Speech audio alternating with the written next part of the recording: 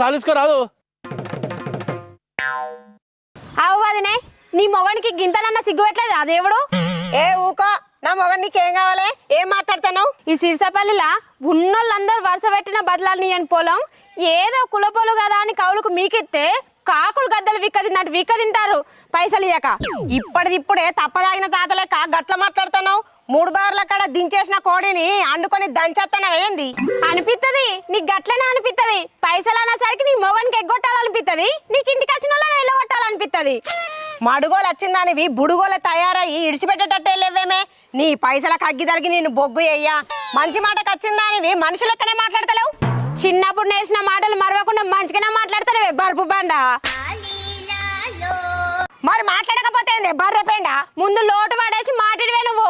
ఏంటి ఇయ్యబోయే? నువ్వేనా నాకు ఇచ్చిన అనే కావులుకో నా మొగనికి ఇచ్చిన వాడుకోబా. ఇద్దరు ఒక్క ఇంట్లో ఉంటలేరా అని నీ మొగడిని అడుగుతుంది, నిన్ను అడుగుతుంది. ఓ ఈమె